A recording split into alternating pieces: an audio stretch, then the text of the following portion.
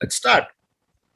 The first and the foremost thing that I would like to start off by saying is this, that 40% of your waking hours you spend online, or we spend online rather.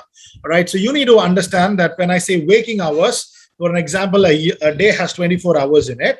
So if you sleep for 6 hours or 8 hours, and you have the remaining 18 hours or 16 hours with you, 40% of that, especially after the lockdown, all of us, you, me, everybody, we are online, right? It could be in some form. It could be school, it could be college, it could be work, work from home, you call it whatever you want. Either we are on Netflix or on some social media, WhatsApp, Twitter, Facebook, Clubhouse, you name it, and you got it. Amazon Prime, you're watching a movie or something, or you're just browsing the internet. In the sense, maybe it is pornography. But the data goes on to say that 40%.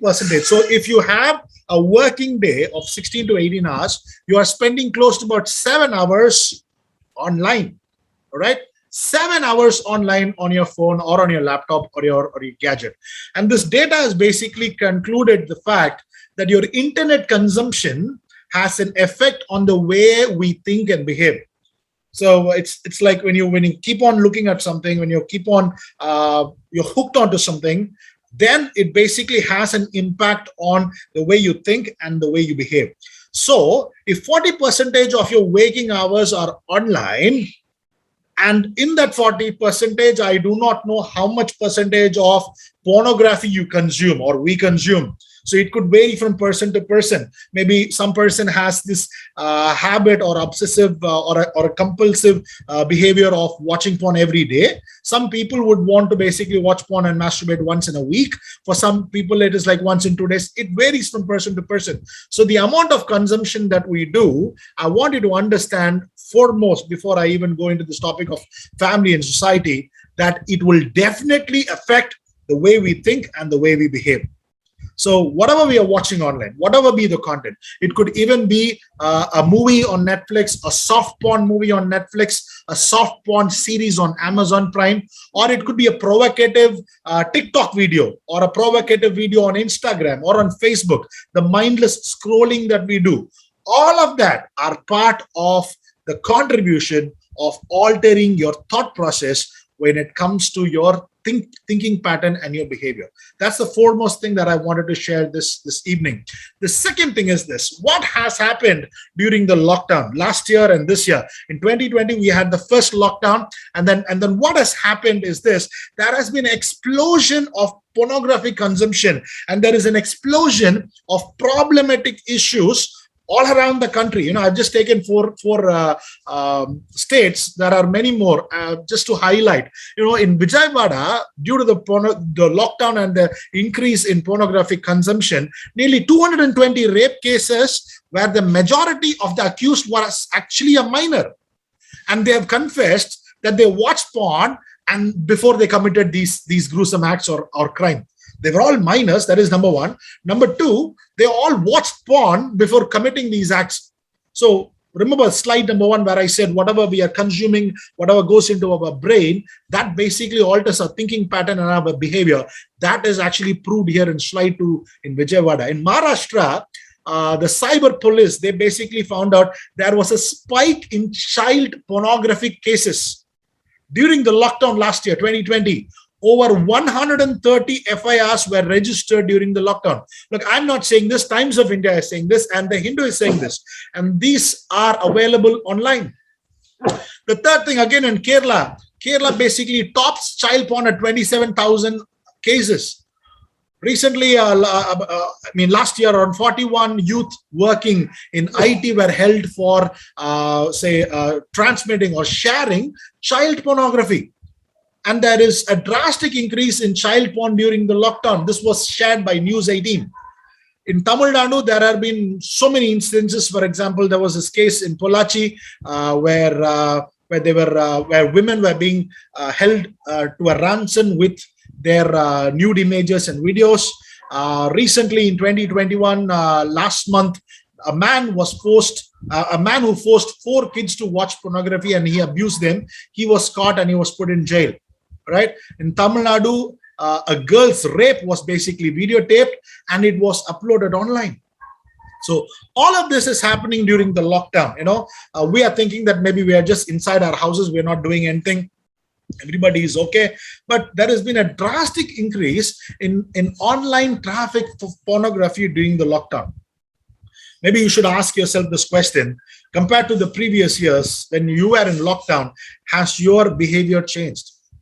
Have you started to watch porn more during the lockdown? Studies actually prove the fact that one of the major triggers for watching porn is loneliness. When people are alone, they don't have companionship, they don't have people to talk with, they normally resort to porn as a filler. They normally go to porn to fill that gap, or should I say, to fill that vacuum of loneliness. And in lockdown, many of us have been alone, many of us have been trapped in places away from families, and maybe porn has been like this escape mechanism for us to say, okay, let me watch porn to while away the time. I don't have anything else to do. Right. So that is what is really concerning, that during this lockdown, all of this has happened.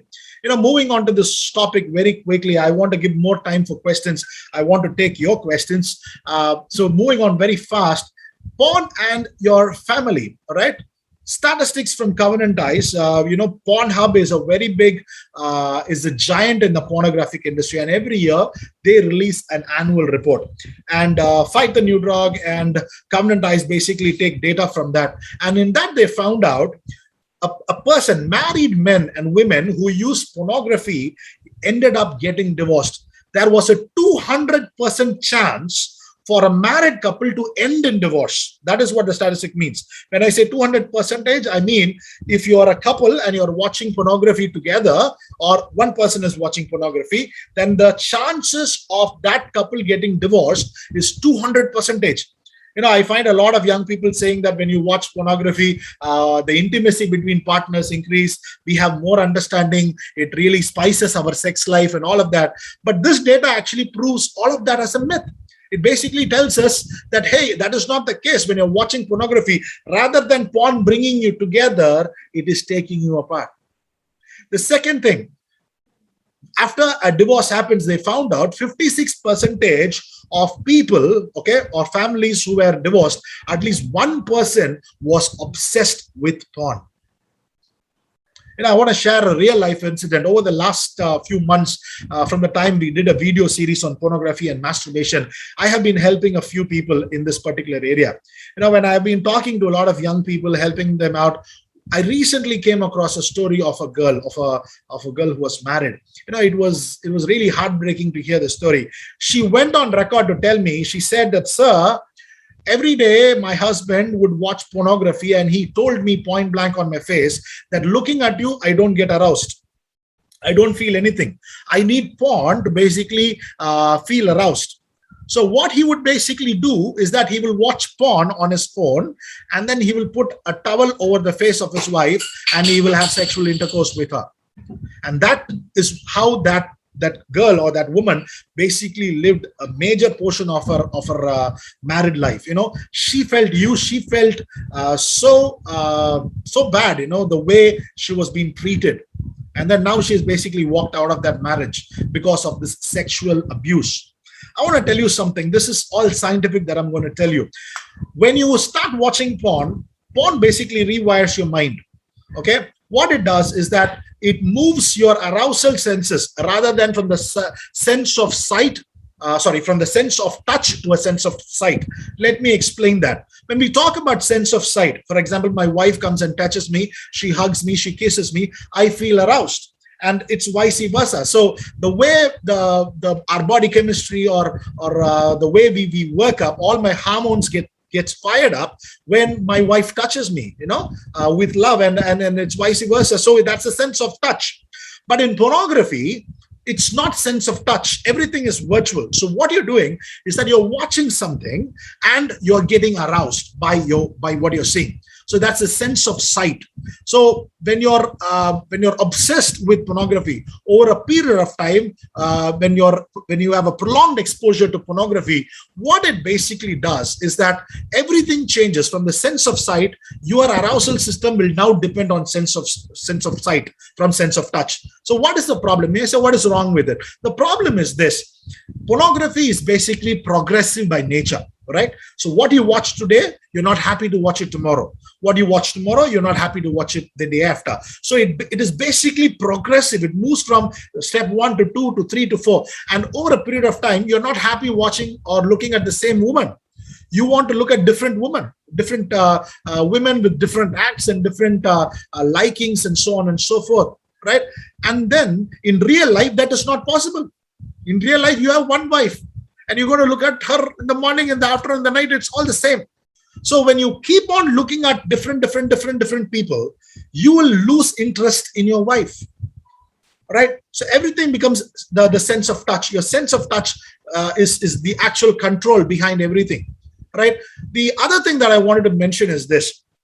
When you actually look at pornographic videos, all right, most of all these porn stars, all these so-called made-up videos and everything, if you notice, most of these women or men, they have some amazing bodies, all right? All these men are six-pack, and in fact, in the men world, we often say size definitely matters. They have their sizes are really big. You know, they're very muscular. They have this perfect picture body of an example of a human body, you know, and similar with the women, you know, this should be the size of the boobs, this should be the size of our hips, this should be the size of our buttocks, so on and so forth. And more often, all these videos that you closely, if you watch, all of them are heavily made up. They put a lot of makeup.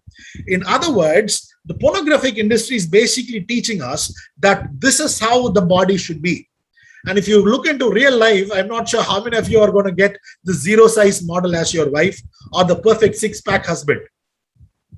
So what does that do? It kind of sets an unrealistic expectation in your mind to say that this is how a person should be and this is what you should crave for. It is like this industry, you know, this advertisement industry. For example, the concept of Fair and Lovely. In India, fairness is a very big issue.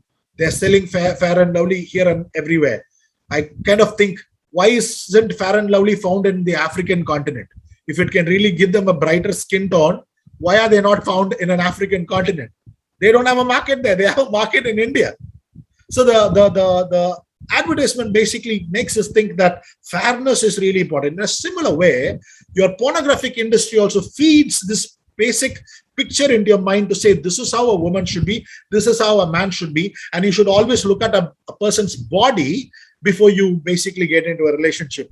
But in real life, your physical attributes do not matter. What matters is who you are as a person. We no longer look at people for who they are on the inside. We only look at their physical appearance, and that is a problem. And if you bring that concept into your marriage life is going to be a disaster.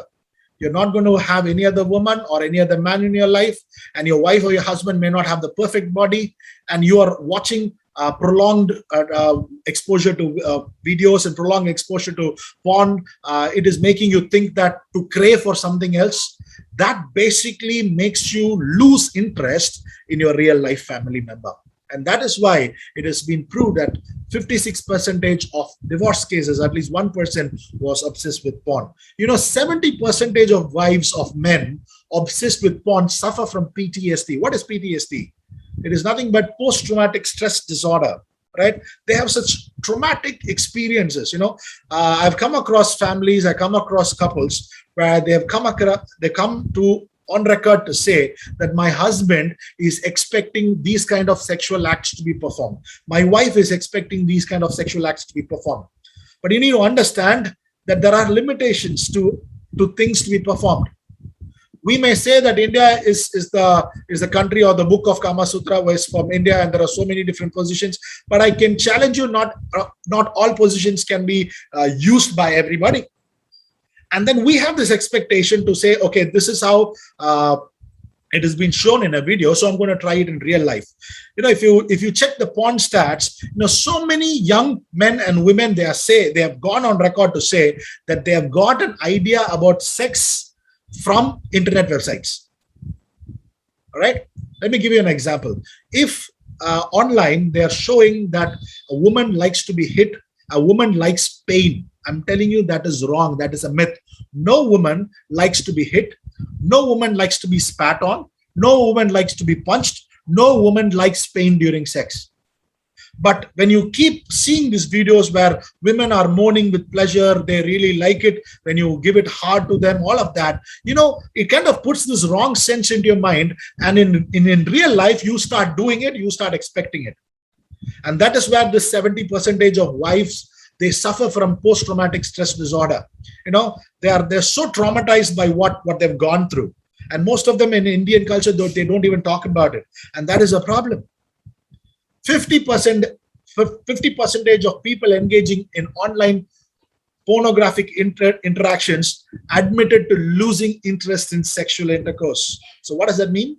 That means that you don't like the real deal. The fantasy is enough. Your thought process, you're thinking, you're fantasizing somebody, that is perfectly okay with you. You don't have that much of a sex drive in your personal life itself. We asked this question, what are the 10 most popular word searches? And you guys were saying boobs, dicks, this and that. But let me tell you, that is not the top 10. The top 10 I've given you there. It is stepmom and stepson. The top 10 searches include mom, sister, stepmom, pregnant, teen, MILF and wife. What is MILF? Mother I love to fuck. So my question is this. Where is the sacredness of a family? Where is the sacredness of a family? If the pornographic industry is teaching you to look upon your mother with a lustful eye, or if the pornographic industry is feeding content into your head to start looking at your sister with a lustful eye, where is the sacredness of a family? What are the values? In today's day and age, we have a lot of young people who keep saying that in the name of freedom, I can do this, I can do that, I can do whatever I want. I don't want any restrictions. But my question is this, Thambi, where is the sacredness of a family here? There are few boys that I'm counseling for their recovery from pornography and masturbation. One of them came up to me and told me that, and I'm finding it very hard to stay in my house. I said, what's the problem? He said, my sister lives in the same house with me, and every time I see her, I have lustful thoughts about her. I am not able to go outside my house because of the lockdown, and inside my house, I'm seeing my mother and my sister, and I'm having lustful thoughts about them. I feel like committing suicide. I feel so bad, and I feel so dirty that I've become such a bad person. I've become this filthy person who imagines things about his own wife and sister. I'm telling you, this is a real problem among young people today.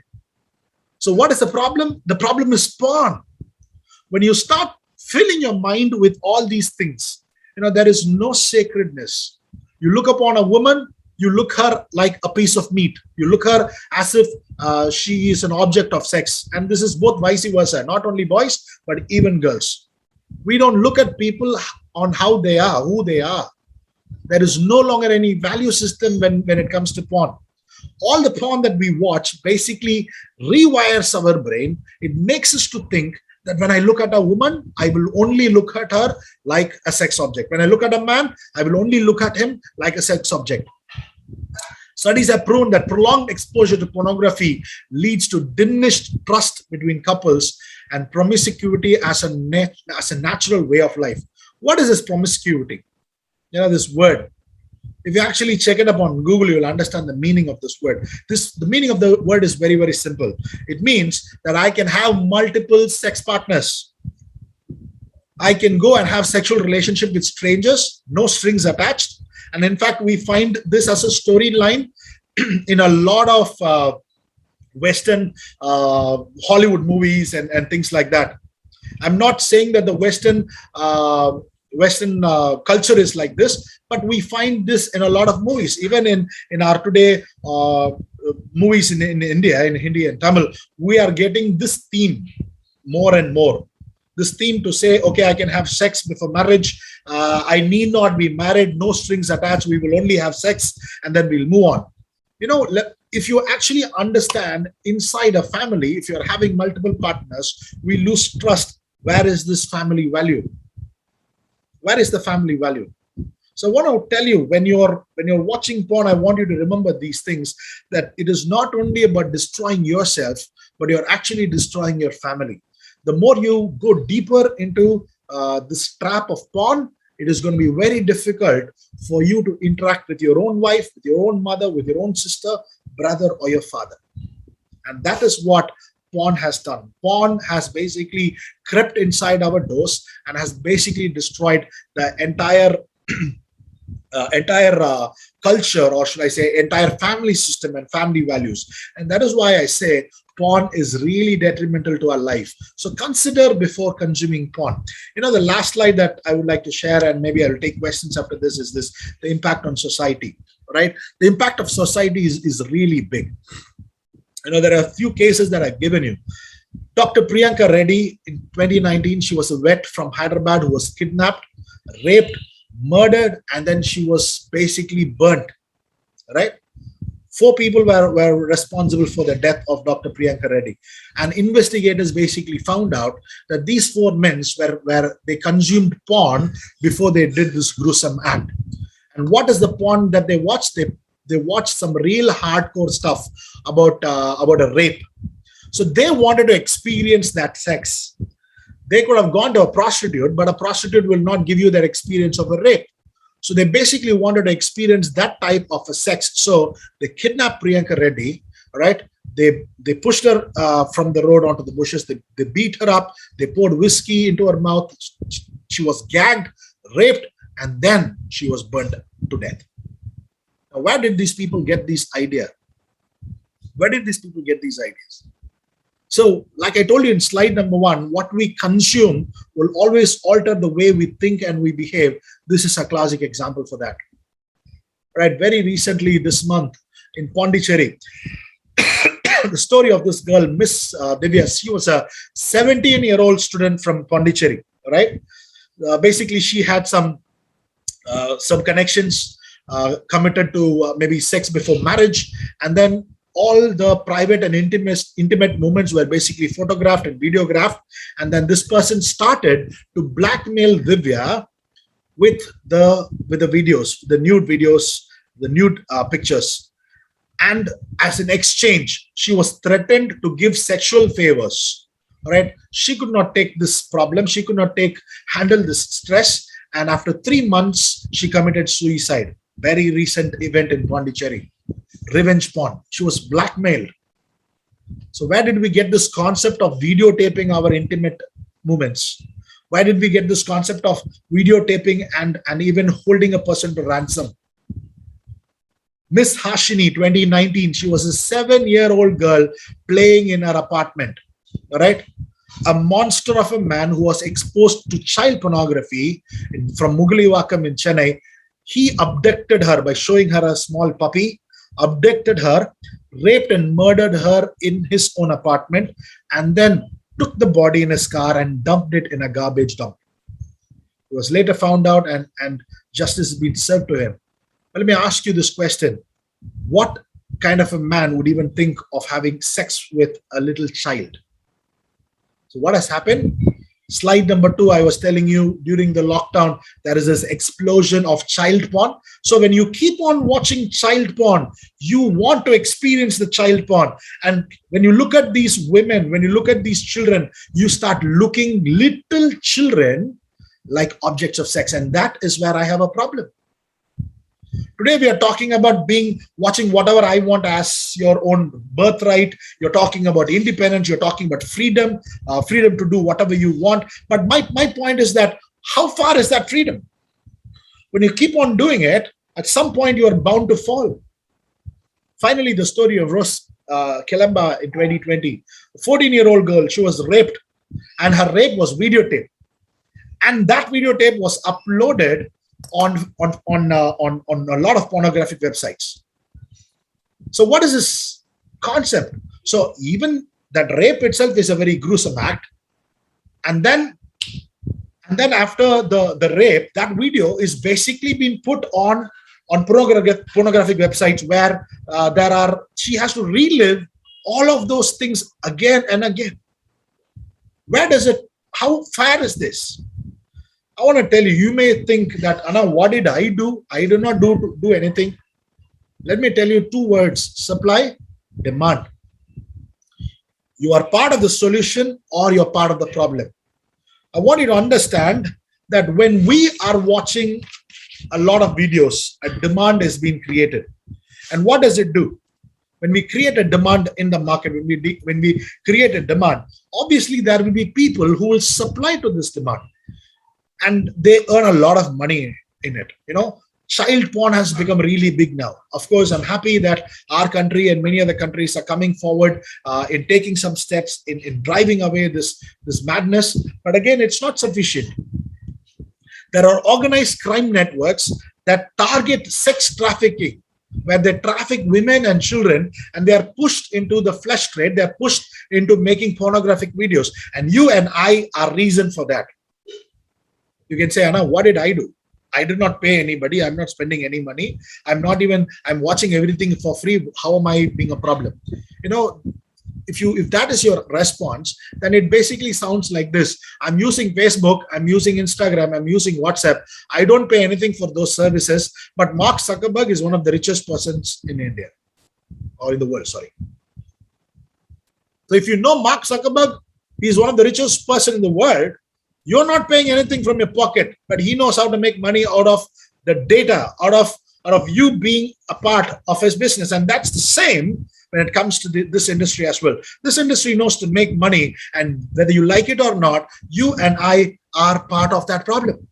So every time you click and watch something on your computer screen or on your phone, what are you basically doing? You are basically hurting somebody at some part of the world. You can say, okay, I'm at this side of the camera. What am I doing? I'm not doing anything. I'm just watching. But because there is a demand, right? On the other side of the camera, somebody's been forced to feed into the supply that you and I, the demand that you and I have created. They are forced to supply. So we can no longer say that, okay, I'm not part of the problem. I didn't do anything. We cannot just wash our hands. We need to understand that if you are not part of the solution, that you are definitely part of the problem. So basically, if you watch it, when people start looking at pornographic websites, and then it becomes a way of life, right? I was talking about sexual violence. I was talking about how women are being treated, sexual abuse and all of that. Now, let me give you an example. All right, I'm getting a chat box. Sir, if you're suggesting a porn ban, it has shown to have little effect. No, I'm not suggesting a porn ban. That's not what's going to happen. It is definitely not going to happen. It's not going to help. But I'm saying you as a consumer, you can make a difference. If you and I can make a difference. I'm not here talking about a widespread ban. I know it's not going to happen. But having said that, if you and I can start making these little differences, things will happen. I'm only here talking about you. When you watch porn, you need to understand that you're contributing to that child porn. You're contributing to that sex trafficking. I'm not saying that a ban would stop it. A ban would only make people to find something else. In India, if you type, let's say, a website, you cannot go into it. Most young people use a VPN to mask their IP to go into pornographic websites. They all go into incognito mode. So don't tell me that, okay, a ban is going to help you. Even if it's a ban, we will find a way to watch porn. So the real problem is in our mind. The real problem is in the consumer's mind. So we need to understand that what is the supply and what is the demand that I'm creating for that supply, right? I would just want to mention this, and I want to close with this, and I will take questions after this. Let me tell you, if all of pornographic videos that we watch, more than 90% of all porn which is being uploaded on the various websites, they all contain sexual violence and sexual abuse. So now let me give you a scenario. What if the next generation of teenagers, they all grow up by watching pornographic videos, and they understand that this is what sex is all about? If they get their understanding from these websites, and they create this thought process of what is sex from these websites, what will happen in the next 10-15 years? The whole sex scene in India will change. How will it change? It will change that sexual violence is all right. I can hit women. I can abuse women, or women can abuse men. Sexual abuse is perfectly all right. And even women, girls who are watching these videos, they will think that, oh, so I should enjoy this. So I should enjoy sexual violence. I should enjoy sexual abuse.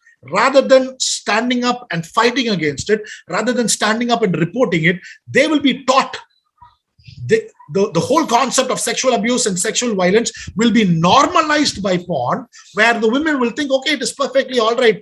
This is the natural thing, so I should accept it. But that is not the case. So when these websites teach the wrong thing to our boys and girls, the teenagers of this country, it is really scary for me to think in the next 5-10 years, how will the whole sex life will become? What is the sex scene in India? Where will there be love in any of the relationship? Or will there be, just to say, lust? Or should I say just sex in a relationship? So many questions are there. And I'm telling you, you and I can make a difference if we start understanding this problem, often as in how it affects me, my mental health, my physical health, and also how it affects my society and my family. And then you make a difference in your family. You make a difference among your friends. And this will have a snowballing effect. With that, I would like to close with what I'm trying to say. Porn is definitely detrimental, not only to your personal life, your mental life, or your spiritual life. It is also extremely harmful for your family and the society at large. So with that, I will close. And if you have any questions, I would love to take them. We would request you to log into www.menti.com. We are going to put the passcode on the chat box. And as you send, we would request you not to send questions on the chat box because I cannot read every question. So we will use Mentimeter. And I would suggest that please put your questions on Mentimeter. And then from Mentimeter, I will start answering questions. Caleb will be here, who will coordinate the whole section for us. So please log into www.menti.com. And the passcode, I think we're just putting that on screen. Give me a second, please, guys.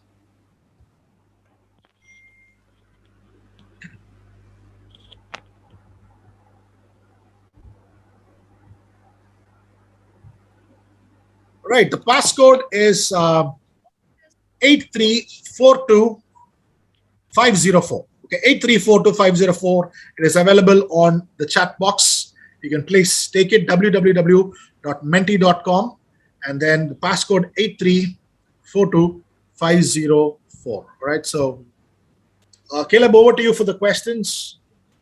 I think from Mentimeter, it will go to Caleb, and Caleb will basically ask the questions, and I will answer them. I'm going to take a 30-second break. So just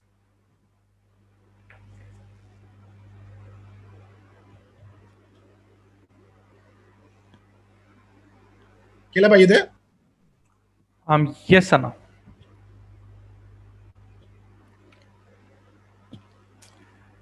Great, guys. You can now shoot your questions.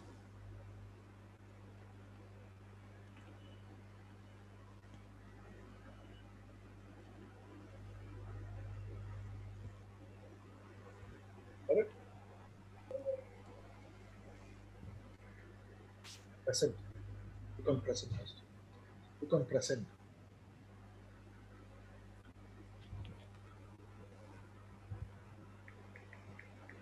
Okay, the questions have started to come. I think Caleb will be receiving those questions on Mentimeter.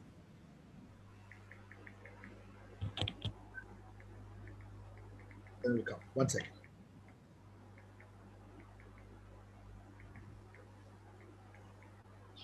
Caleb, we are sending the questions to you. Just check it over and then. Okay, now. So I have a question. So how to get over porn addiction? So the first question is. Okay, this is a very, very big question to answer, but I'll try to do it as fast as possible. We would suggest that you get in touch with us. We would love to help you. If you're really interested about quitting pornography, if you want to get out of this habit, get in touch with us. We would love to help you. What we have formulated is a recovery plan, all right? There are steps to do physically. There are physical steps to follow. There are mental steps to follow, and there are spiritual steps to follow, right? To start off with, I would honestly tell you that when we talk about this whole recovery process, all right, the first and foremost thing is this, that you as a person should be convinced for the fact that you want to get out of this porn, right? We basically cannot come and force this down to you, you are the first and the foremost person who is responsible for your recovery, right? So the first thing, okay, when it comes to the physical steps, what should I do physically to basically overcome pornography? The first and the foremost thing is this: get rid of all material related to porn. All right. So if you have any physical magazines, any online porn magazines or DVDs or downloaded videos, online subscriptions, hard disk, whatever you have it, destroy it. Don't have them with you. That's the first and foremost thing. The second thing is this: stop being online when you're alone. Right? Do not take your device to a private area. Always be conscious of your surrounding. Always be conscious to have some people with you, because most often we do not watch pornography when people are with us. We will always try to find loopholes where we are alone. All right. So try not to have those private moments. If you are a guy who basically has a room, try to come and sleep in the hall or sleep in a place where people will be around you. Things like that. Number three, get a mentor. There are times when people are basically trying to overcome this addiction on their own, then they have failed.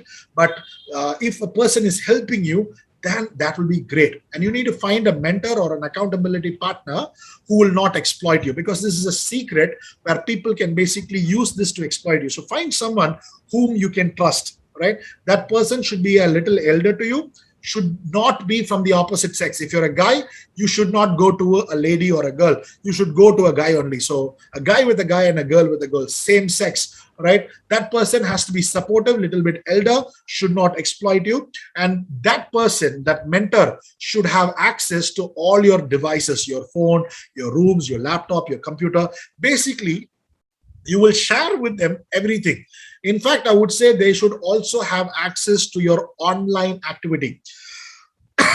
Excuse me. Excuse me, guys. So what I suggest is that you need to, if you're really serious about your recovery, then I would encourage you to install a filtering or an accountability software like Covenantize. There are few. Covenantize is basically a paid paid software. It costs around 1,300 rupees per month if you want to get that software. It basically gives you a firewall, and every online activity, any website that you go, that person, basically your mentor will get a report from Covenantize, from the software, to say that this person visited this website. You know, like I told you, a lot of young people know how to beat the system. They can go on incognito mode. They can go on using a VPN. So that all is applicable. So like I told you, the first and foremost thing, you need to make sure that you are very much sure to start your recovery. That is very, very important. No one can supervise you. Integrity really matters in your recovery plan. So your this Covenantize software will basically help you or your mentor to understand what are the websites you're watching, how many times in the day you're watching, what is the time frame, what is the different times of the day you're falling for this particular temptation. So that will give them a data, or week to month data, to understand how many days in a week, or how many times in a day, how many days in a month, and what time, and they can basically formulate a recovery plan.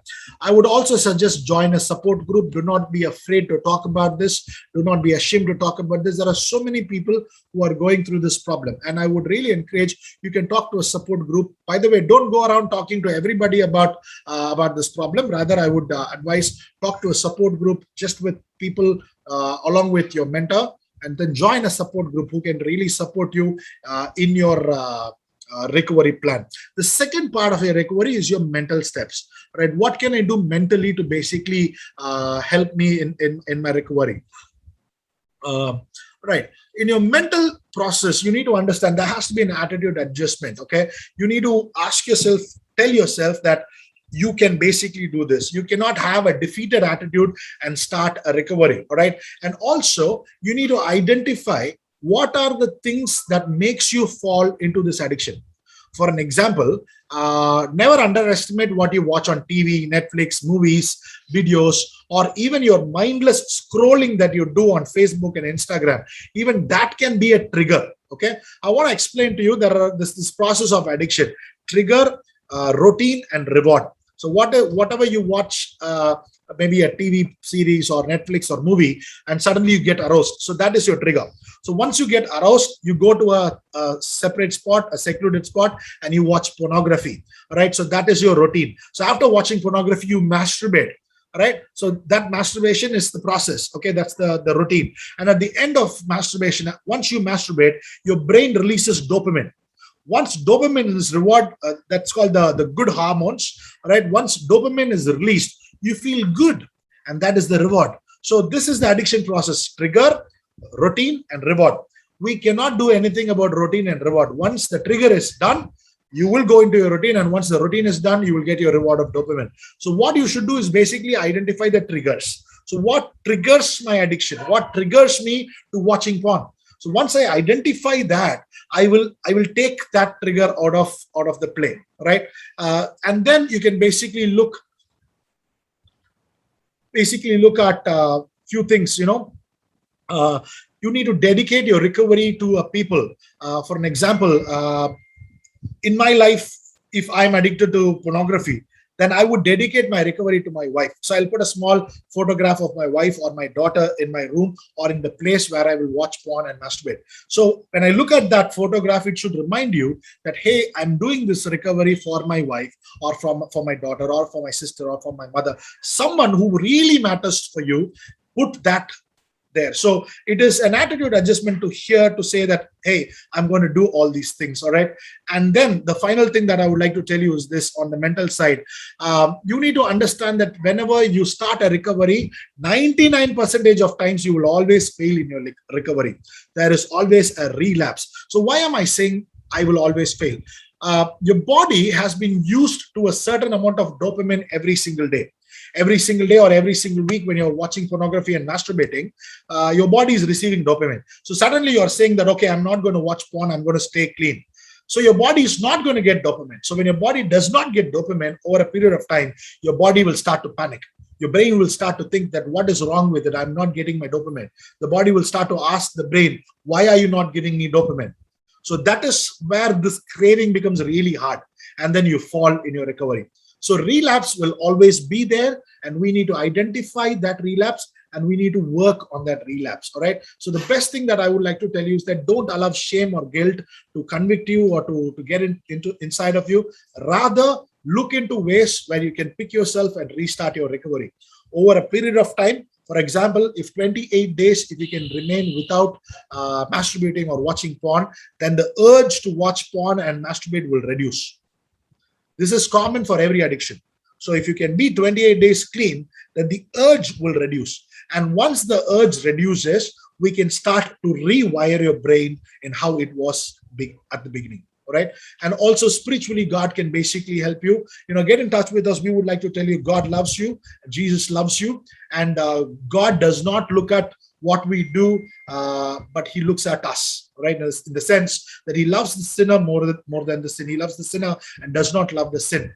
So God is not a person who does not love you because of what you have done, right? He loves you even after the things that we have done, including me, right? So we need to understand that God loves me and sees me as a son, as a daughter, and going to him will always help us. All right. So get in touch with us. There's more to cover on this area. And because of the lack of time, I'm actually closing this up a little bit shorter. But if you want to know more, we are available. I'm going to put my phone number up on the chat box. My staff is going to do that.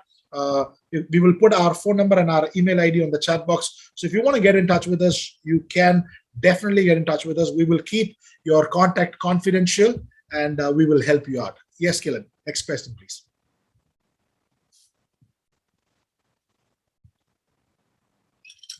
Caleb, you're on mute. You're on mute, Caleb. Sorry. Yeah, sorry. Okay. So what age should parents start the conversation regarding porn to kids, but won't it stoke their curiosity? Very good question. I would say as early as 12 or 13. Data has actually found out that, like we told even during the survey, that boys, especially boys, they get exposed to pornography at a very early age. Even in right now, girls are also getting exposed to pornography. Right now there's a lot of movement which talks about women independence and freedom and feminism. So in the name of independence and freedom, they want to try everything out, and that is actually putting a lot of people at risk. So as a parent, I would really encourage you to have a chat about sexuality with your boys or with your girls, right from maybe 12, 13 years, right when they enter into teenage. Now, this is a good question that you're asking. Am I not teaching him something that he already doesn't know? I'm telling you, it is way better for a parent to talk about it rather than the child learning about it from the internet. Because on the internet, from the friends, they are getting all sorts of wrong information. So it is very important for a parent to basically have this conversation with their kids. Also, I would like to encourage you. Maybe you don't need to go very in depth in this conversation with your boy or with your girl, but rather make them comfortable to say that whenever you have a doubt, you can always come to daddy or mommy. That relationship really will help them. When they get doubts, or whether maybe they are friends or they see something on the internet, they will always have the comfort levels to come and talk to you about it. So as a parent, I need to create that environment for my boy or my girl to say that, hey, if you have this problem, if you have this question in this area, you can talk to me. If we become shy, if we are pushing everything under the carpet, then they will definitely go to the internet and learn it. Today, one of the biggest problem is that we are not talking about this topic in our families. We are not talking about this in churches. We are not talking about this in schools. Nowhere this topic is getting discussed. So all the young people are going online to find more about it. So if this teaching is available in every single household, in every single church, in every single temple, in every single school, then that would make the whole life of handling this topic much more easier and simpler. So that would be my answer to you. All right. So one participant has said that no questions. It was on spot, sir. All right. So the third question is: does porn cause depression? So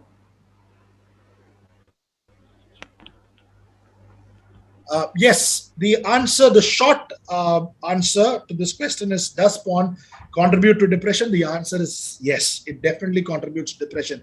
In fact, we look at porn and it is not satisfying. There are things that it does not help you. In fact, a prolonged exposure to things, to pornographic images, to pornographic videos, will lead to low self-esteem. I would like to put my own example here. I was a pornographic addict for more than I don't know, from 10th standard. I've been addicted to pornography. There was this one point of time where I've consumed so much of porn that my mind became so corrupted that any woman that I saw or any girl that I saw, I would start imagining that girl or that woman. So what did it do in my life is that I could not look at a person and talk to them. All right. So during my college time, when I look to a girl, I could not talk to her because my eyes started looking at different things. My mind started remembering all the porn that I watched, and then my body would basically will start reacting to it. So I would be even open to say I start ejaculating when I was talking to women. So that when I realized that, hey, and when I even talk to a woman and I'm starting to ejaculate, then that made me really self-conscious. So I closed myself up in rooms. I no longer wanted to come out and talk to people. This whole concept of being not going out and shutting myself up, I went into depression. And it took me such a long period of struggle to basically overcome my depression. So my point is this: porn, in no matter what way you put it across, it is not going to help us. It is always detrimental to your physical health. More than your physical health, it is detrimental to your mental health. Over to you, Caleb.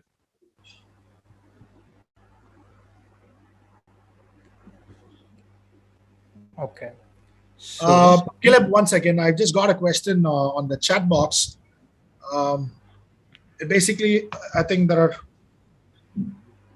Okay, basically, how porn affects our spiritual walk with Christ. This is a very spiritual question you're talking about.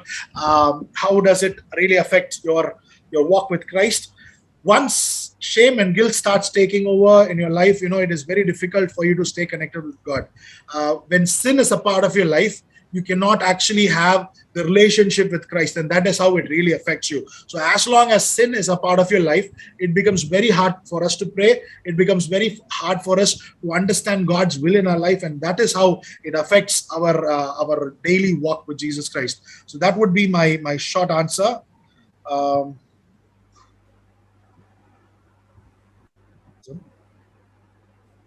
Okay, there is another question on the chat box. We would kindly request you, please send your questions on the Mentimeter, because it's hard for us to manage questions on the chat box. During a certain time of the month, girls have high sexual drive. How should a girl practice it?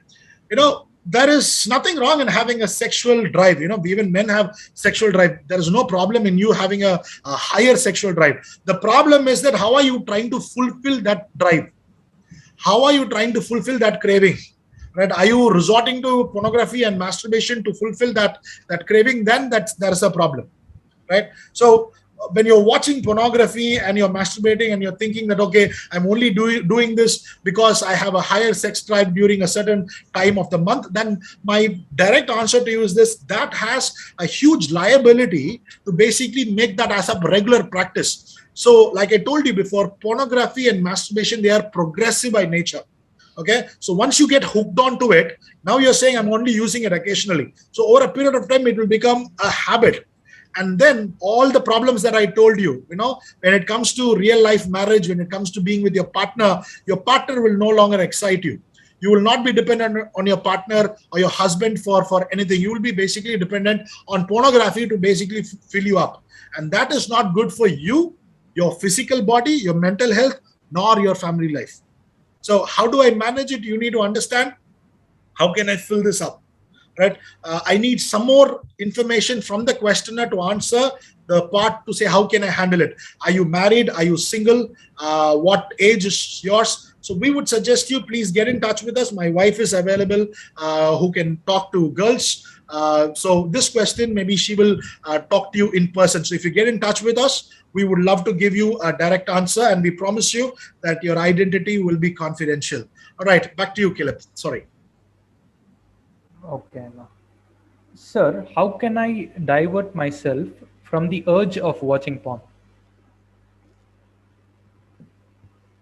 Okay, the first thing before I even give an answer, it's not going to happen overnight. That's first thing you need to really understand, that it is not going to happen overnight. Once again, I will give you my own life as an example. I was a pornographic addict right from my 10th standard, right?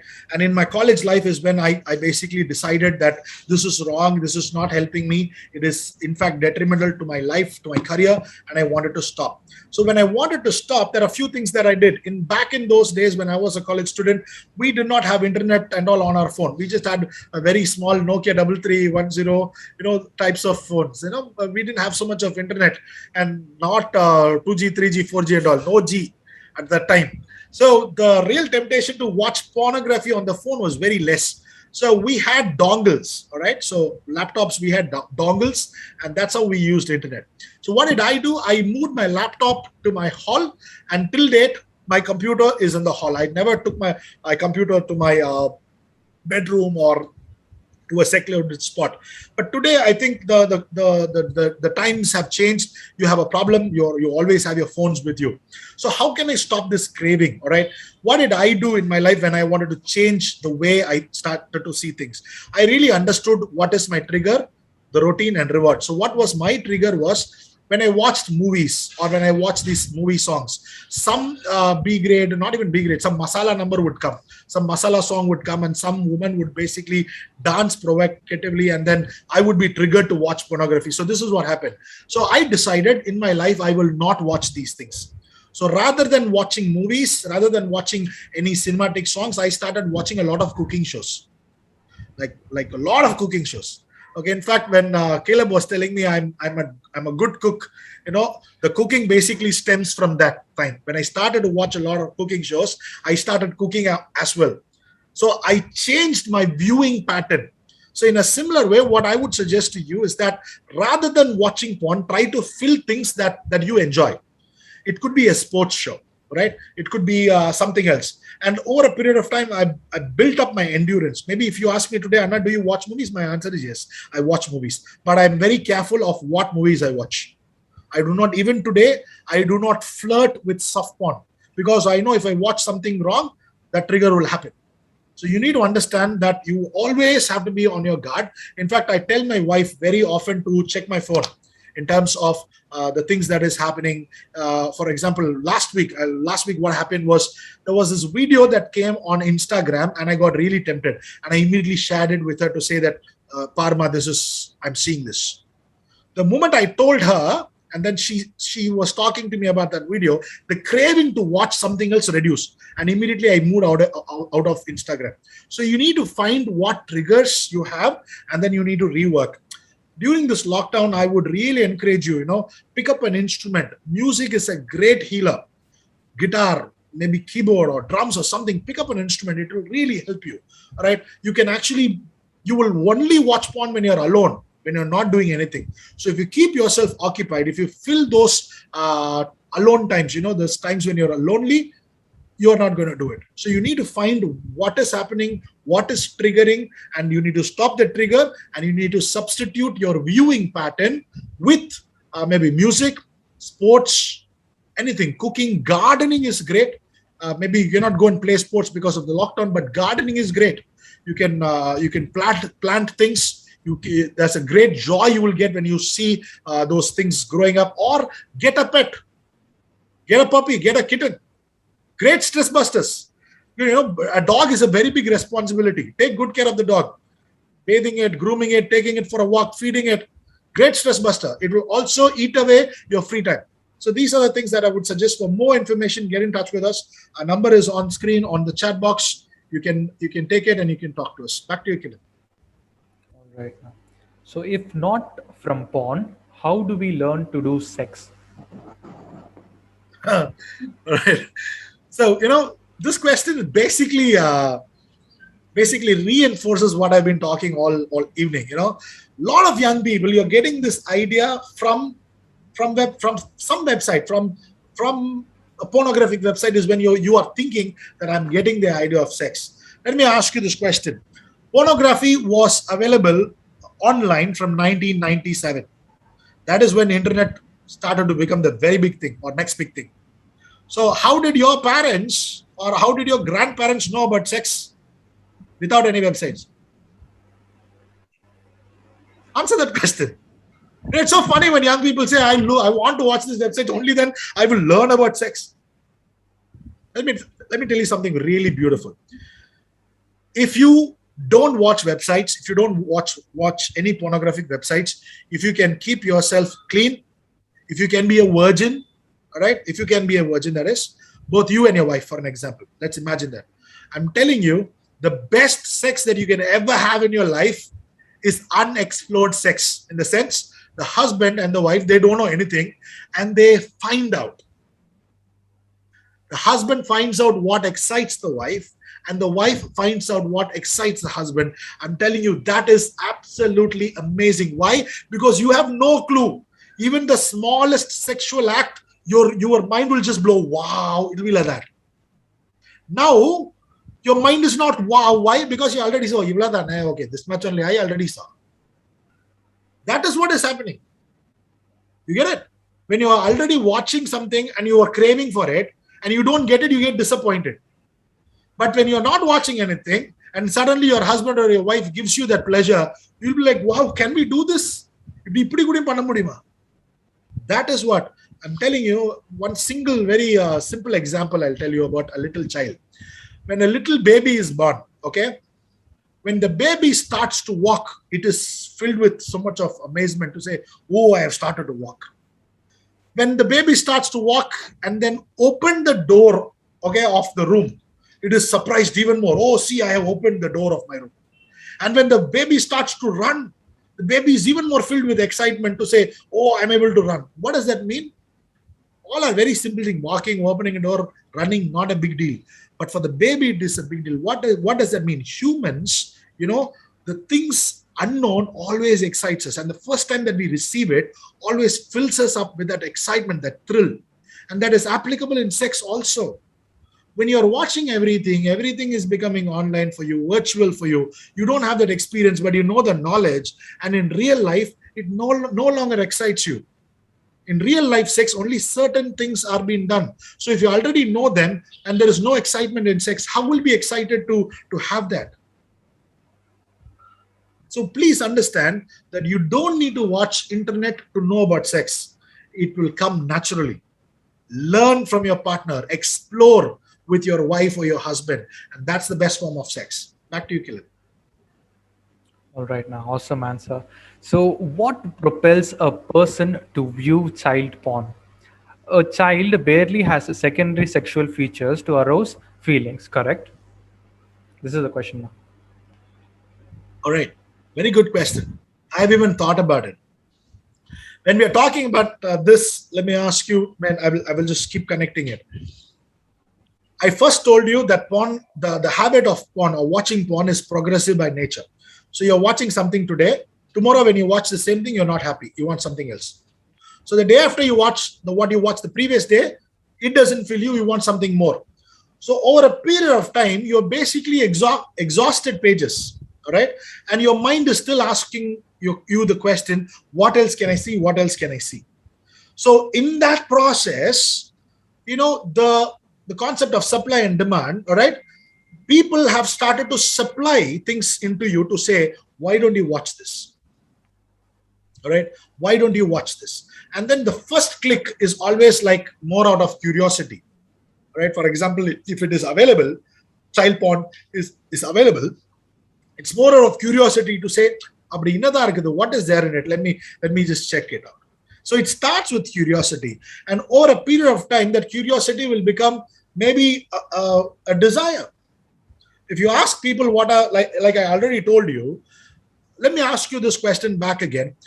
How are you able to even look at a mom, your mother or your sister and say, I want to watch these things? You're talking about children. Let me ask you, how can you look at your own sister and your mother? But that is one of the topmost things. Why? Because it's constant. Your mind is constantly being bombarded. MILF, MILF, mother I love to fuck. MILF is one of the topmost searched words. So in a similar way, child porn or teen porn is also something which is growing up. We are finding a lot of stories where students are having sex with teachers, teachers are having sex with students.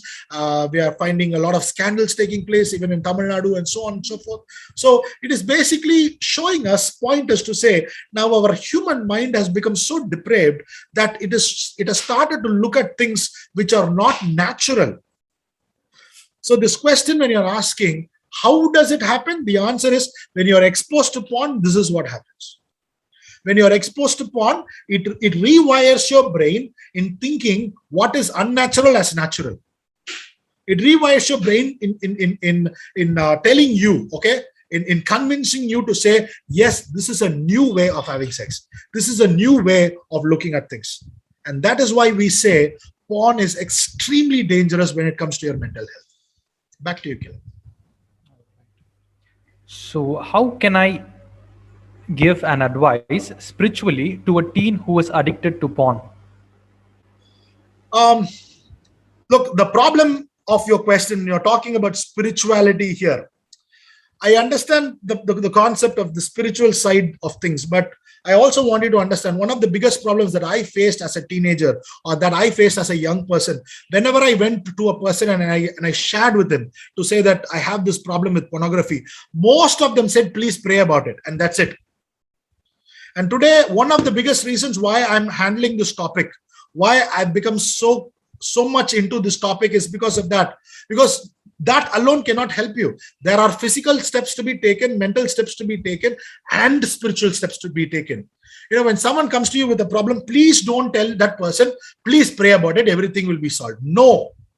You need to understand that person's addiction. You need to understand what he's suffering from. I'm telling you, this is what my mentor taught me. My mentor taught me that if you have sin in your life, sin will either choke prayer or prayer will drive away sin. In most of the cases in our life, what I found out is that sin always chokes prayer. So you're asking a guy to pray who cannot pray. So he needs help. So if you want to know more, we have a PDF, a module that can basically help you to help your young people or teenage. Once again, please get in touch with us. Share us your email ID. We will send whatever we have free of cost. And we want you to talk about it. I'm really happy that somebody is saying, I want to help somebody. So we will share what we have, and I'm even willing to teach that person how to be a mentor in this particular area, and maybe you can help that person. Yeah. All right. So there's a question, brother. I have been married for 10 years, and I love my wife.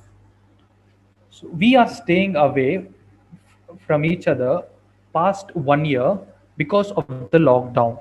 So I watch porn once a week and masturbate. How do I overcome from this? It's a very tough question. I would sincerely advise this person, please try to find a job where you can be with your wife, or please bring your wife where you are. The lockdown is coming down. Find some permission somewhere, get back to your wife. This would be my first and foremost suggestion. Your concept of watching pornography every week will take you away from your wife over a period of time. Why? Because when you look at different women and you masturbate, when you actually get in touch with your wife and now your wife is not with you, so there's already a gap, and now you are trying to fill that vacuum thinking that it will be all right. It will even push you away further. It would actually tell you that, hey, I can be without my wife. Okay, pornography and masturbation will teach you that I don't need my wife. You can be yourself, you can masturbate, and you can do things on your own. So what will happen? You will lose interest in your marriage. Pornography will break your marriage. So my humble request to you, please get in touch with your wife immediately. Call her, talk to her, or you go to her, or she comes to you.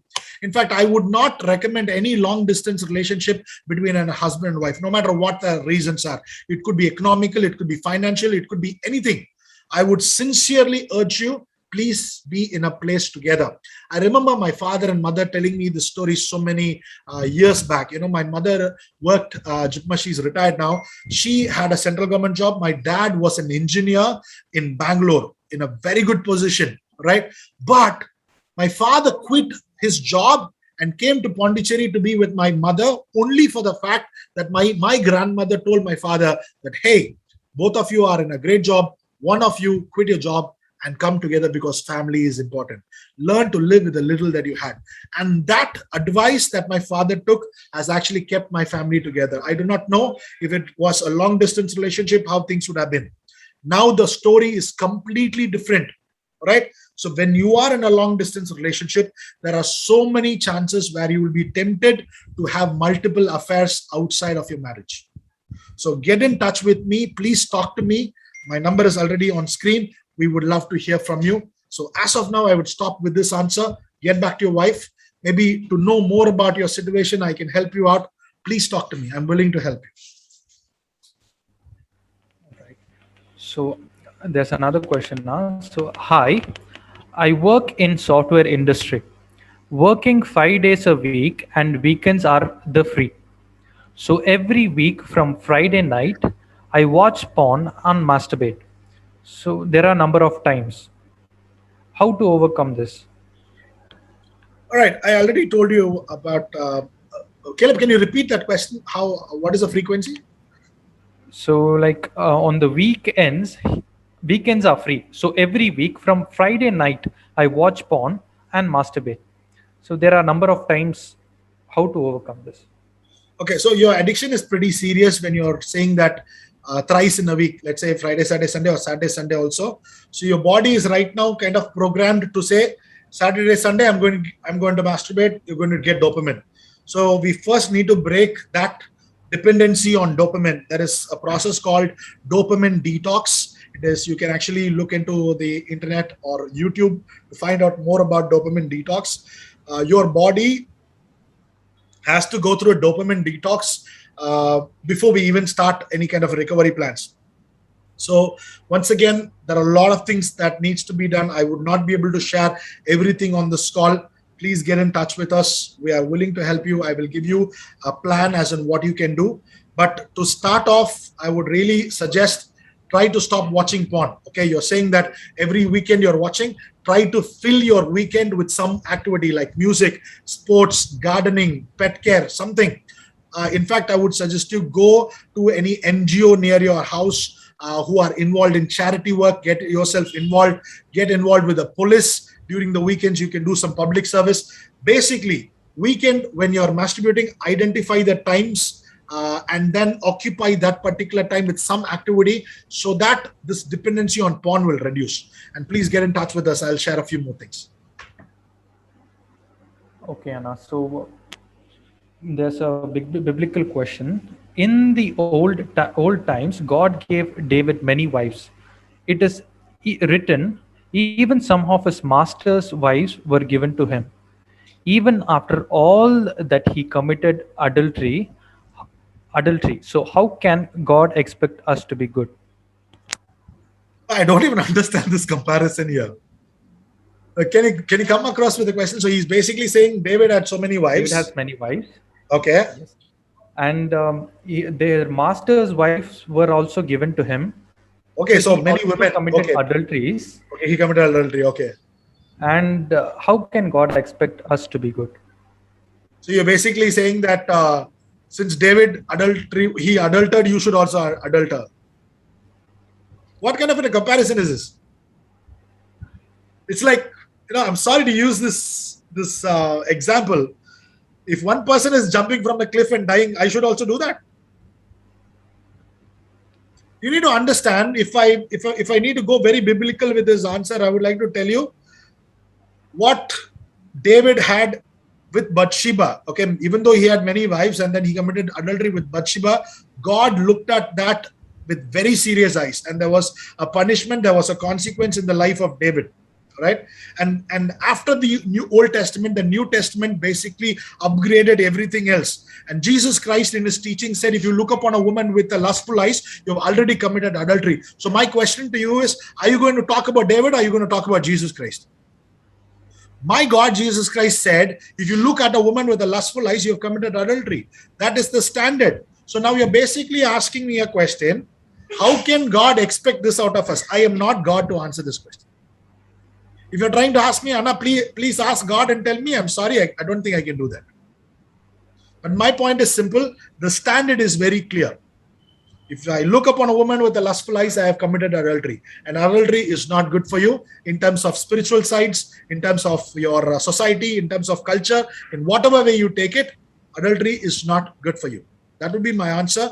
If you want to talk more about the biblical side of it, I'm willing for a chat. Let's do a chat after the call. Okay. I got a few questions on the chat box here. Once again, we would kindly request you to put it on Mentimeter. It's very difficult for me to manage talking and also looking at the chat box, but I'll quickly take one. How to get rid of masturbation daily? If you are watching this daily, I already answered the question about a person who was watching weekly. That is exactly what I want to tell you also. Please get in touch with us. If you're having a problem, if the frequency is daily, then you're very deep into this addiction and you really need some help. I think the question is basically speaking about how David, despite of all the consequences, went for adultery. Okay. I'm not sure whether I would really want to go very deep into the David question, just for the fact to say that that's not the standard by which we live. All right, back to you, Kilip. Yeah, please put your questions on Mentimeter. Thank you. Okay. So, Anna, we know some of our friends who are seeing these. So how can we help them to come out of this? So how can we help them to avoid doing these stuff with others? So group of people are watching. So can we, approach them in the group? Okay. The concept of the blind leading the blind should not be here. If you're not strong enough to basically help your friends, we would say, please refer your friends to programs like these. Make your friends attend these programs so that they can ask their questions. Maybe, not even from a Christian point of view, from a world perspective, we can basically make them understand that what they're doing is wrong. So you can never help anybody until they want to help themselves. This is point number one. In fact, I told you this a little earlier. Unless and until you want to make a recovery, nobody can force you into that. It is not going to work. So no matter what you're going to tell your friend, it's not going to work. That person has to decide that what I'm doing is wrong. So we would encourage you, please refer them to programs like these. We are doing this program once a month. So we're going to do season 3 next month, and we would send you the details for that. So we would suggest that talk to your friends, get them to attend, or you can give them our numbers and they can talk to us. So unless and until you are properly equipped, don't get into an attempt of helping them out, but rather encourage them. Encourage them when they talk to you about this topic. Tell them how bad it is. Today, I have given you so many information in terms of how it affects your personal health. I'm sorry, your the family and the society. If you go into YouTube, YFC Pondicherry, that is the name of the YouTube channel. In that, you will find the session that I spoke on the previous month on how pornography affects our body and our mental health.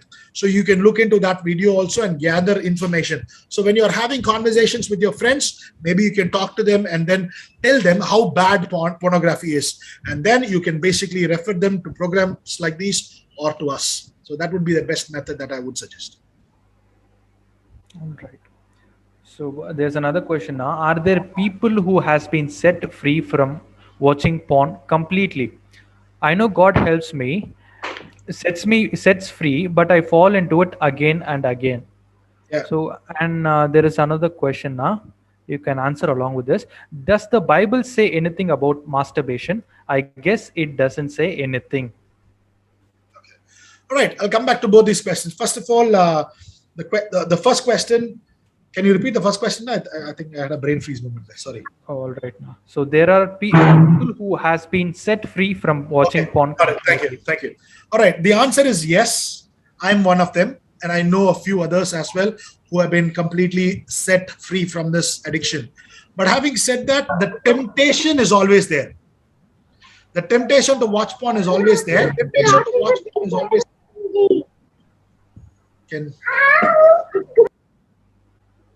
Okay, thank you very much for that break. The temptation is always there to watch porn. Every time I even prepare for programs like this, occasionally a pop-up comes and there is always this temptation. So the point is, if you're asking me, will I not be tempted? No, I will be tempted. I will be tempted till I fall. Okay. So you need to understand the temptation. You need to understand how to overcome the temptation. So do you know people who are free from this addiction? Yes. There are so many people who are free from this addiction, and some of them are working to help others as well. All right. The second question, which talks about whether the Bible talks about masturbation. The Bible does not talk about masturbation. The Bible does not talk about smoking also. So can you smoke? If your answer is yes, then my answer to you back to you is yes, you can smoke, but it is detrimental for your health. So the topic of masturbation, if you search this topic of masturbation online, you have a lot of research and studies. Some studies say masturbation is good for you. Some studies say masturbation is bad for you.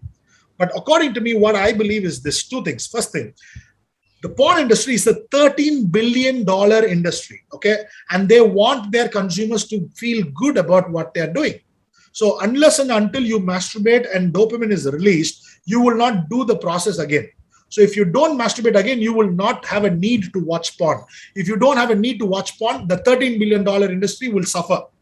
So there is a paid propaganda online where porn industries invest into research, which basically will say masturbation is good for you. Okay, even if you say masturbation is good for you, let me ask you this question. That brings me to point number 2. When will you masturbate? You cannot just like that masturbate. You need to think about somebody or something to masturbate.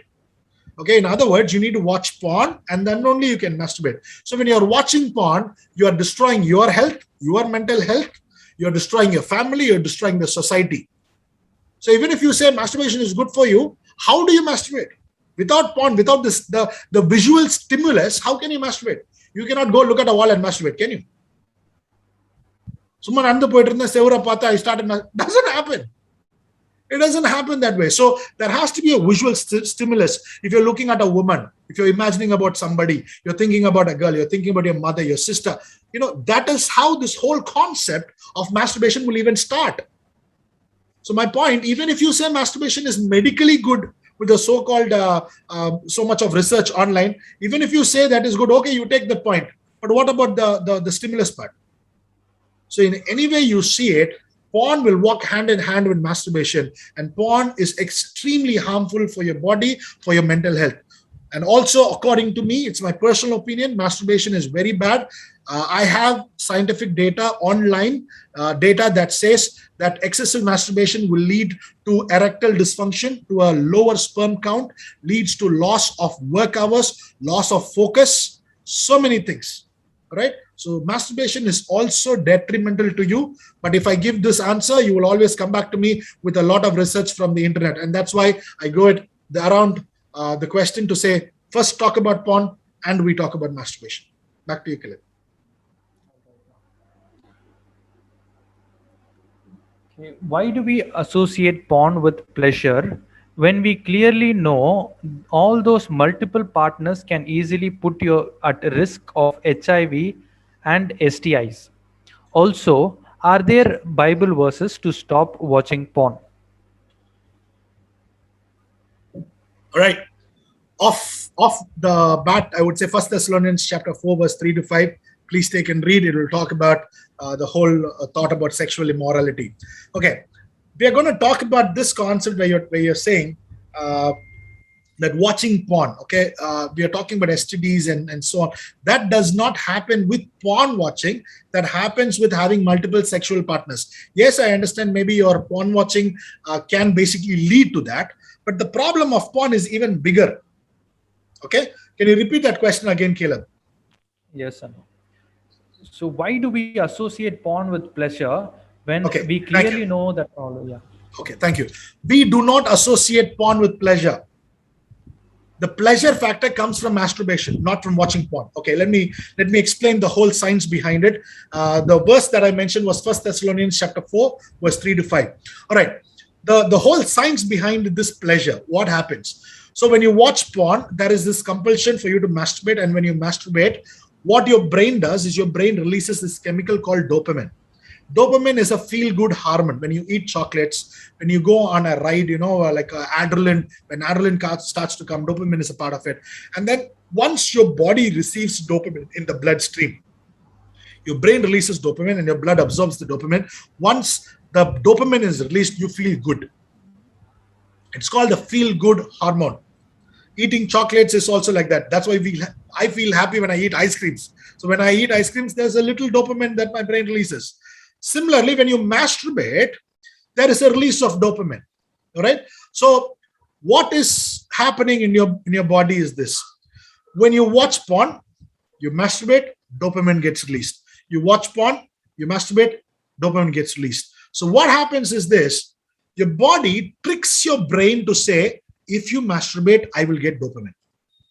So your body tricks your brain to say, give me dopamine, give me dopamine. So your brain will start to think, what did I do that dopamine was released? And immediately your brain will connect you to watching porn, because that was the starting point. So your brain will say, please watch porn so that I can release dopamine. You will masturbate and there will be a release of dopamine. So your brain will basically focus on that particular activity to say, repeat this activity over and over again so that your body gets a regular supply of dopamine. And that is why we say any recovery will basically start with a dopamine detox, because unless until I make your brain understand that, hey, brain, you have been tricked, you have been hijacked to say that now, because of the need of dopamine, I need to watch porn. So every time your body needs dopamine, your brain will basically say, watch porn. So once we detox, then we will rewire the system to say, I don't need to watch porn to get dopamine. I can do many other things to get dopamine. But as of now, since over a period of time we have been watching pornography, masturbating, your brain is completely under siege, I would say. It has been hijacked to think that if my body needs dopamine, immediately remind the person to go and watch porn, because that will give us dopamine. So the whole thought about porn being pleasure is this. This is the science behind it. So this is why we feel when we watch porn and we masturbate, we feel good. This is the science behind it, right? So there are so many Bible verses which talks about sexual immorality, which talks about not looking at another woman with a lustful eye, again found in the book of Matthew. Very simple. I would kindly request you, please do a Google search. Bible verses on adultery, Bible verses on sexual immorality. You will get that from online. I also have it with me. Please send us your phone number or your email. I can send you a PDF on that. Back to you, Kiran. All right. Now, how to ban porn industry? You cannot do that. It's a $13 billion industry. There are crime networks. I told you the story about Rose Kelamba, a 14-year-old girl who was raped, and her videotape ended up in Pornhub and X videos and so on and so forth. This girl, she was 14 years old. Her parents wrote to Pornhub to remove her video. They did not remove her video. So many times for 6 months, they fought with this industry. Nothing happened. Then they threatened legal action. And when the lawyers and all got involved, finally, they took down that particular video. So to remove one video, that person had to find, I'm telling you, we are normal people. We do not have the resources to fight a $13 billion giant. Recently, Pornhub is in a lot of problem. There are about 3 dozen women who have sued Pornhub because Pornhub is or should I say the company mindset is profiting from sex trafficking and child porn. And even after 36 people suing against this company, they are still able to function. So it's not easy to basically ban them. But I would say you focus on your life and focus on the people around you. And the little drops can form a mighty ocean over a period of time. If you actually think about it, nobody would even talk about this topic about a few years back. Everything was hush-hush. People like me and a few others, we have started to stand up and we are boldly talking about it. We are boldly taking questions on this. And I would encourage you, if you can also stand up and start taking questions, we can reach a multiple audience. One of the biggest things that we need to do is that we need to educate the younger generation that there are people who are willing to take questions. We need to educate them at the problems of porn. Then I think we can start making a difference. So as of now, the answer is no. So I tried to stay away, and I was able to stay away only for a few weeks. Whenever I watch anything, I check women's size body and boobs. I'm unable to watch even my family properly. This is exactly what I've been talking about. When you're exposed to porn, we are having this problem with a lot of young people. They are coming and saying that I'm not even able to talk to my mother. I'm not able to talk to my sister. I'm not able to talk to my relatives. I'm having all these imaginations. This is the problem with porn. My answer to this person is this: you are addicted. You need help. Get in touch with us or get in touch with somebody who can help you in this. Right? The process is, again, we need to start with a dopamine detox, and I need to give you a recovery plan for this. So the answers that I gave earlier is the same for this particular question as well. But I just want to tell you the addiction is really serious. So talk to us, get in touch with us. Now I'm getting a question here on the chat box. Once again, please send your questions on Mentimeter. I'm not able to talk and also look into my chat box simultaneously. Question: in what perspective one should look into Abraham and Hagar relationship? You're talking about something which is 4,000 years old.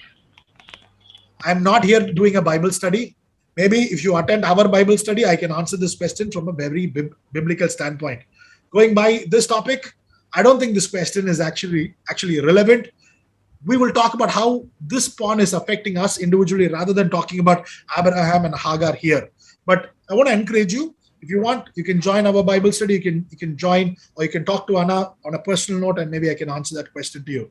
The next question: is it wrong to touch and speak to a boy as a friend? There's a lot of versions. They say you can touch. We are in a culture where we find a lot of young people who would hug, who would just give a small kiss on the cheeks, so on and so forth. They say it is perfectly okay. We are just being friends. I have no issues. As long as you don't have intentions, I don't have a problem. But my mentor taught me this. My mentor always said, try to refrain from that. Why? Because as a boy or as a girl, you may have feelings, and when you touch your opposite sex, that boy or that girl can have thoughts. So you can say, I don't have anything in my mind, so it is all right. But you cannot say that the other person also does not have any feelings for you in your mind. And so for that reason, I would say don't touch, don't talk. Don't touch and talk. Okay? Be friends. You need not have a physical interaction to have closeness, all right, in terms of friendship. So keep the relationship pure. It is very important that that your intentions matter, no matter what you do. Maybe it could be a hug, it could be a touch, it could be a pat. With what intention are you doing is what it really matters. Yeah, back to you, Caleb. So how can I confront my dad, Christian, who watches porn? Uh, Very tough question. I would, in fact, say don't confront him. When you get a program like this, ask him to attend it. Maybe ask him, you can attend it, and you can put the whole thing on speaker and you can make him listen. You know, your confrontation is only going to make that relationship more hostile. It's not going to help you or help that person. And being your father, he may not like the confrontation. So I do not know what kind of a relationship that you have with your father. Maybe if it's a very friendly one like that I have with my father, maybe you can talk to him about it. But otherwise, if you don't have a great friendship with your father, then I would strongly recommend don't confront him. Rather, help him to attend programs like these. And then maybe this particular video is available on YouTube. You can share these things to him and maybe he can learn from that. So I would strongly recommend not to confront him. Rather, be very polite, be very respectful in putting this concept across, and encourage people like that to basically attend programs like these. That would be my answer. All right now. Okay, sometimes porn helps to relieve stress in my work. So, and it looks like masturbation provides some relief. Let me tell you, one negative function cannot become a positive function for another negative function. Okay. One negative function, which is what? Stress. Okay. Stress, that is a negative emotion. And pornography and masturbation, again, it is a negative. So this negative cannot become a solution for your stress. All right. Please understand, for tackling your stress, you are getting deeper into something which you are not even, what can I say? You can't even fathom the amount of problems that you will get later on. And let me ask you this question. Every time you feel stress, you watch porn and you masturbate. Is the stress totally gone, or does it reoccur? If it reoccurs, then your brain will basically say every time you get stressed, you watch porn and masturbate. And over a period of time, it will affect your mental health, your physical health, your family, and the list goes on. So what started off as simple as handling stress now has snowballed into something really big that we can't even handle. And I'm telling you, recovery from porn is not easy. I'm saying so many times that please get in touch with us. It's not that even if you get in touch with us, I'm not a magician who will basically do abracadabra and then your addiction is gone. It is very tough. Over the last 60 days that I've been helping people out, there are so many people who are into this process of recovery with me, and all of them at some point they fail. And they come and say, Anna, I'm sorry, I failed. And then we need to restart the whole process. So over the last 60 days time, we find so many people who are struggling to quit porn. So if you are saying that you're only using it occasionally, my friend, I would suggest please don't go into it. Find some other way whereby which you can handle your stress. Because once you get very deep into this, then you need a recovery plan for this also. So I would humbly request you, there are so many other things that you can basically do to recover from your stress. Okay, now is masturbation a sin? Is masturbation a sin? And another question now, along with it, I never want to be an addict of porn, but I can't come out of it. Yeah. The first question is masturbation a sin? Again, it's a very Christian side to it, that you're basically a Christian, you're talking about it in terms of sin and everything. I would say masturbation is definitely a sin. Why? Because masturbation involves watching pornography or imagining about some person. And the Bible very clearly says that if you look upon a woman with a lustful eye, you committed adultery. So masturbation is actually an action of adultery. You're trying to self-satisfy you at the thought of somebody else. So the Bible definitely looks at masturbation as a sin. But even then, I already told you masturbation is wrong. It is detrimental to your mental health. It is not good for you. So whether you look at it from a very secular angle or a spiritual angle, masturbation is definitely bad. And the second question, Caleb? Now, I don't want to be addict of porn, but I can't come out of it. No, this is exactly what I told. It's very difficult to come out of this addiction, but this intention to say, I'm addicted, but I want to come out of it. I don't want to do it, but I still do it. It basically tells me that that person is really struggling to handle this particular addiction. So once again, please get in touch with us. We will try to help you, and we will try to do the very best. Yeah. Okay, now sometimes when I plan to detox myself from porn, I can't resist for more than 3 days maximum. So how can I overcome my urge? See.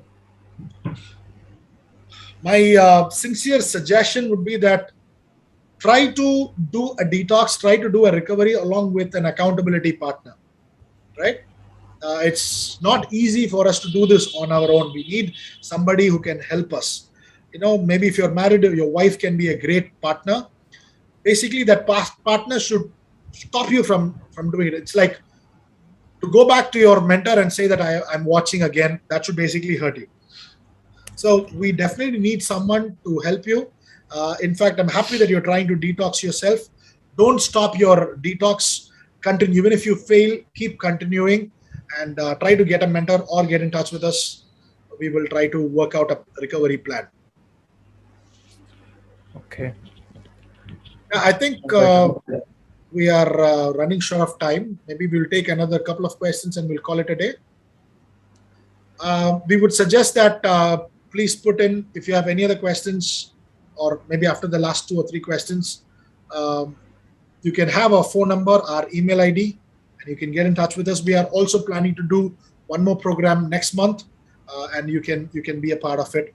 If you want us to be in touch with you to let you know this program or many other programs that we do, please share us your email ID or your phone number to us, and then we will get in touch with you. Maybe we will do it till 8:45. Is that okay, Caleb? Another 2 or 3 questions, and we'll call it a day. All right. No. That would be great. No. So the question is, all of a sudden I get boner without any reason, and now I want to jack off. So and now I obviously need an image or video to satisfy me. So I really can't control. I personally would not agree to this statement. A person does not get a boner just like that. There has to be some form of an image in your mind that gives you a boner. So we cannot say that the boner is the reason for us to go and jack off. That's not how it is. It's the other way around. So you basically need to identify what is the trigger that is giving you that arousal, right? Was it something that you watched before, or is it some thought? Maybe this basically happens during the recovery also. When you don't watch porn, when you don't masturbate for a period of time, suddenly in the night or in the time when you sleep, you basically get aroused because your body is demanding the release, and your brain knows that at some point you masturbated and you had a boner, and then there was the release of dopamine. So all of this is at play. So I would humbly request you try to identify what is the trigger, and once we identify the trigger, we can really help you. Yeah.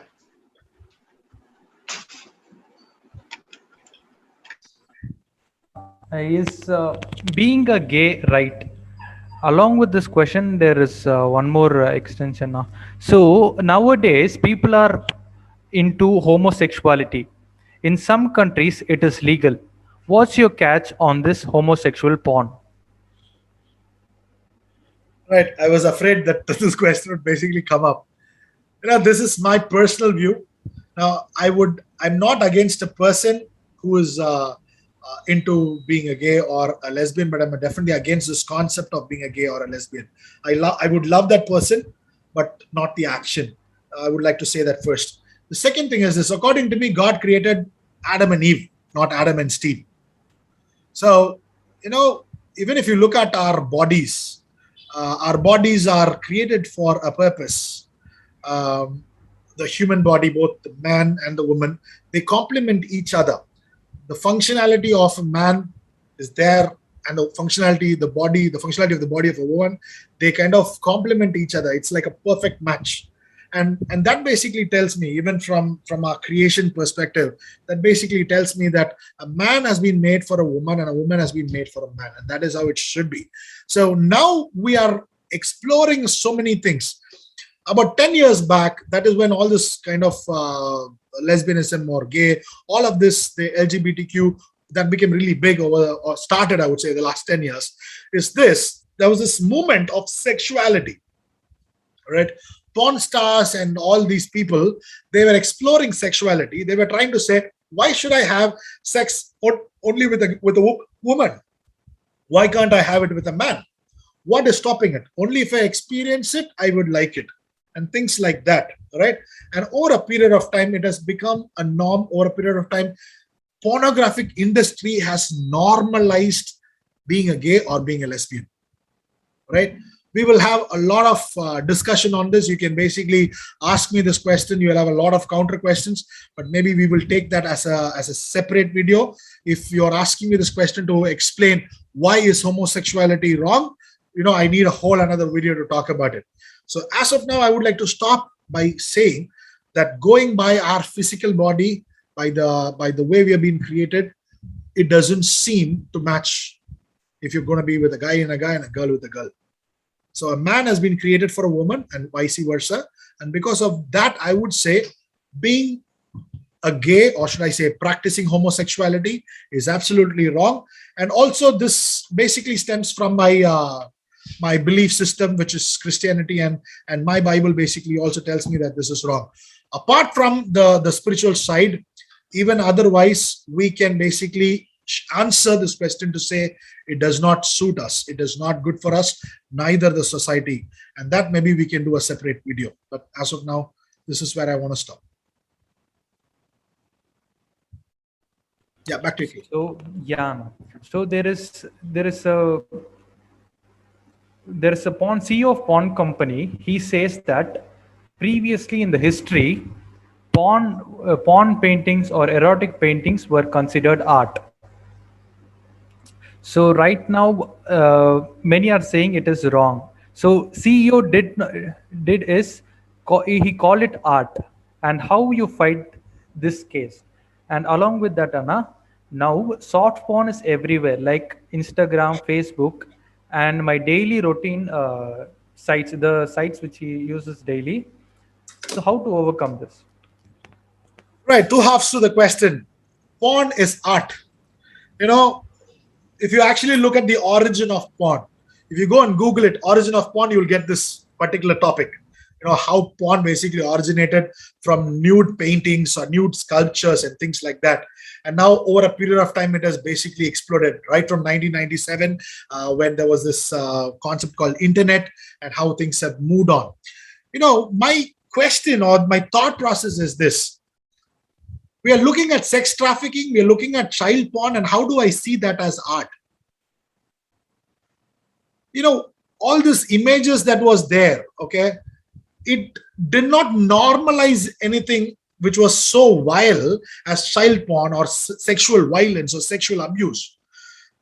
The art part, where we talk about the paintings and the sculptures, they captured human body as it is. It was not suggestive that you become sexually violent, that you would start abusing. All the art that we look at it, with what intention are we looking at these things really matters. So when we look at pornography in terms of child porn and sex trafficking, sexual abuse, sexual violence, violence against women, all of this, I am not able to look at these things as art, because all of these images are suggestive, and all of these images and videos are basically influencing my mind and my behavior. And that is where I would say there's a huge difference. The second part of the question is about soft porn. I would like to tell you this. How does the algorithm of Instagram or Facebook or anything works, or even your online thing? The algorithm is this. If you keep watching certain things, then those particular items will appear on your scrolling board or will appear on your wall, right? Of course, there are certain exceptions in terms of these TikTok videos and few other things. So we need to be aware of this and be very self-cautious in moving on this area. But at the same time, I would also want you to keep your browser history very clean. Don't go in search of these things, so that over a period of time, your wall on Facebook and Instagram will be refreshed and it will be clean. But as of now, I would suggest do a detox with your online activity as well. Try to refrain from these activities. Do not look at these soft porn when you're alone. Try to have people around you so that you will not be encouraged to look at it. So it has to start somewhere, and the start is always going to be difficult. But once you start, once your algorithm starts to kick in, things will get to be a little bit more smoother. But yes, we are living in a world where there is so much of filth all around us, and it is not easy. It is going to be difficult, but that does not give us an excuse to do things that we want to do. Yeah, I think Caleb, it's 8:45. I think we're a little late, so we'll call it a All day. right, If you guys, okay. okay. I think there are a few more questions that we are not able to answer because of the lack of time. If you're interested, mail us, email us, or you can contact us online. We will be doing a part 3 program, which will definitely be focusing on how can I quit pornography in a much more detailed way. We'll be talking up that in the next week. So we would like to thank each and every one of you for being a part of this session. And you can get in touch with us on a personal level to know more about this topic. And together, let us fight the new drug. God bless all of you. Thank you very much. Back to you, Caleb. Okay, thank you guys. Thank you guys for coming. I really enjoyed this session. It was a real eye opener. So I hope this session was very useful. So you guys can contact us at any particular time. So as many of you told, you feel you will have the need to talk to somebody. So we have our contact details on the chat box. So you can leave suggestions, and yeah, and your needs and what you need and what is your problem, will be there to help you. So if you're a female, it's no problem. So we have Shanti Akka with us. She will be there to help you guys.